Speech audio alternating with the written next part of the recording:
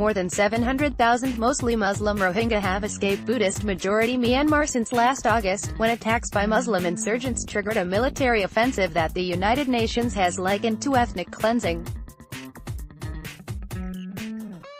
Myanmar denies the accusations and has said it waged a legitimate counter-insurgency operation. The registration program started jointly by the United Nations High Commissioner for Refugees (UNHCR) and the Bangladesh government this week is aimed at creating a reliable database of refugees living in camps on Bangladesh's southern coast, said Caroline Gluck, a UNHCR representative. That data, expected to be ready by November, will have family and birth details of refugees, and will be shared with Myanmar, said Abul Kalam, Bangladesh's Refugee Relief and Repatriation Commissioner. This will aid the repatriation process, Kalam said, stressing that any returns would be safe and voluntary. Dozens of refugees queued up at a UNHCR office at the Nyapara camp, which overlooks the Myanmar border, providing fingerprints, iris scans and other information to officials. The white registration cards refugees are being given have the logo of both the UNHCR and the Bangladesh government, and state, this person should be protected from forcible return to a country where she would face threats to his, her life or freedom. They list the refugees' origin country as Myanmar. Many refugees have reported killings, arson and rape by Myanmar security forces and Buddhist vigilantes, and say they will not return unless they are granted citizenship in Myanmar. The UNHCR said last month conditions were not yet safe for Rohingya to return.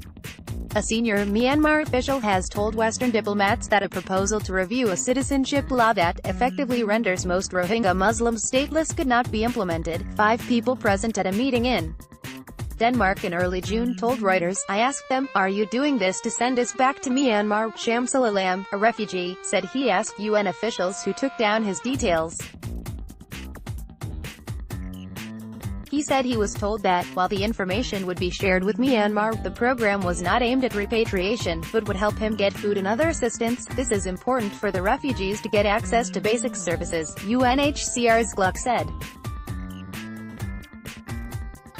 Aid agencies need to know how many people are in the population and require assistance. Refugees have many questions about the program, some officials on the ground said.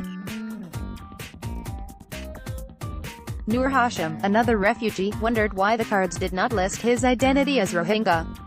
They told me UNHCR refugee registration cards don't mention ethnicity anywhere in the world, he said.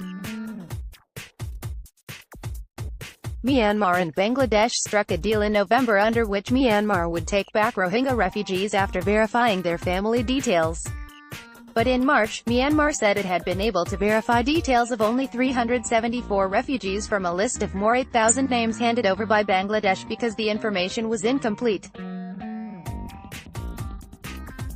Bangladesh officials have expressed doubts about Myanmar's willingness to take back the Rohingya, who are denied citizenship in Myanmar. Our working assumption is the refugees are not going anywhere soon. Steve McAndrew, head of emergency operations in Bangladesh's Cox's Bazar for the International Federation of Red Cross and Red Crescent Societies, told a press briefing in Geneva on Monday.